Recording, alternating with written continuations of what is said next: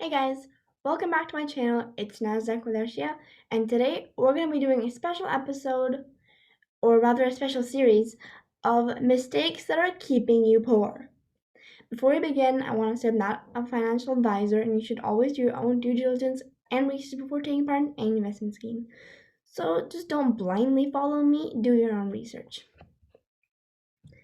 Alright, so I don't really have any notes for today, but I want to talk about one or two things, maybe even six. I don't know, I'll just go on.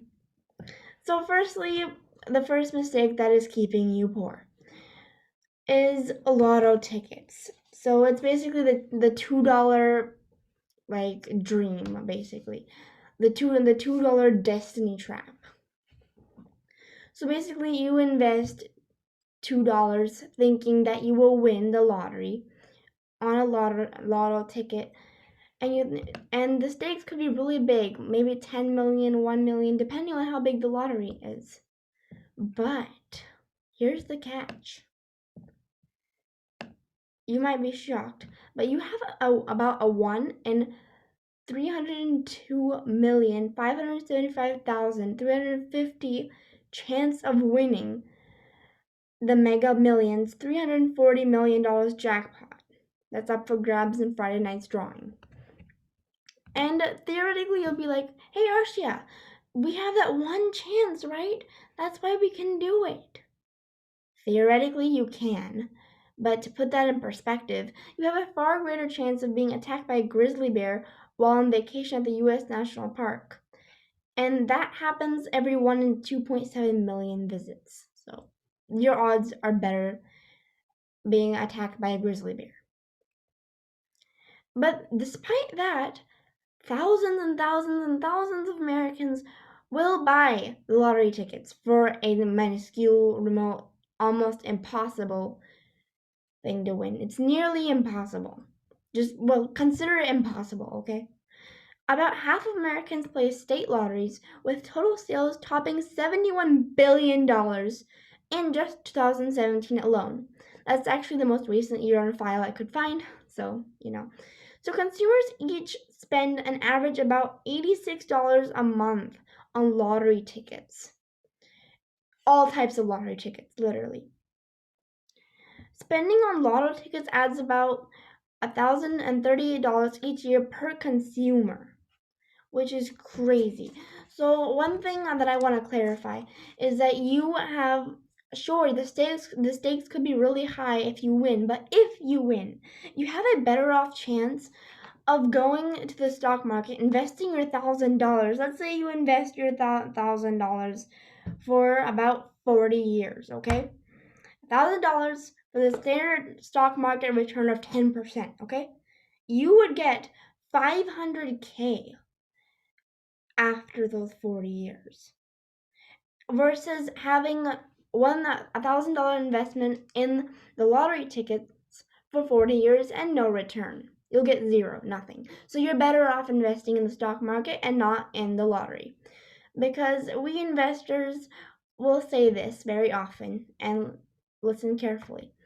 They say that the lottery ticket and the lottery is a stupid tax. Yes. Your second mistake is not having an emergency fund.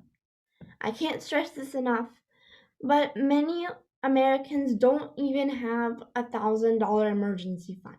So just 40% of Americans could pay an unexpected thousand expense, such as an emergency room visit or car repair with their savings, according to a survey from Bankrate, which I don't even know what to say, except for get your investing account. Seriously, dude, it's that simple. And seriously, if you also not invested, here's another one. Number 3, if you don't invest your money at all.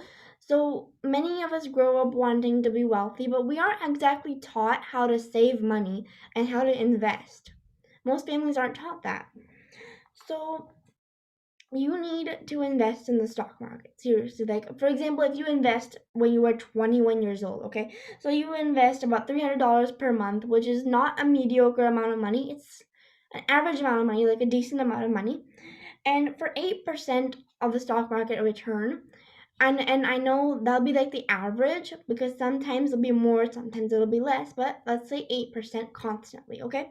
You would have $1.6 million if you invested from 21 to 66 years, which is crazy. This is amazing. So if you don't invest in the stock market, you will be missing out on all that money. So please invest in the stock market. And I have many other videos on how to invest in the stock market. You can click in and watch it in the playlist that I have. It's called Videos You Haven't Seen, which you probably haven't seen. So go check that out. Another thing, if let's say you invest when you're 42 instead of 21 because you started later in the stock market, but you invest double the money per month. You have $600 per month at the standard 8%, and you invest till you are 66, you would get 500K. So you get a third amount of the money because you have less time on your side. And that's why we often say that time is very important in the stock market and investing, because that helps you accumulate your wealth. That's what like your wealth is made of: time, money, and calculated investments. Another thing, please, I beg you, please do not do sports betting. I know it's been getting a lot of steam lately. It's this new trend, but trust me, it's not worth it. Because it's like an addiction basically. Gambling and stuff like that is an addiction. It's gambling. It's betting, gambling. It's that simple. So because the company knows, like a company like DraftKings, for example, take DraftKings for example, like if you are on the app, so they know that once you're on the app, then you're hooked. And they know that you're addicted. And they know that you're going to lose. The only winner there, only team that's winning there then is DraftKings themselves. Another other thing to keep in mind is I always think that the casino buildings in Las Vegas weren't made by winners. They weren't made by winners. They were actually made by the losers who wasted their money in slots all of those years, and the only winners that were there were the casino owners. So don't do it. And another thing is buy now, pay later, which is called penniless now, penniless later. Basically means that if you buy some clothes on your favorite store and you for some reason want to pay later because maybe you don't have the cash on hand. But here's the problem.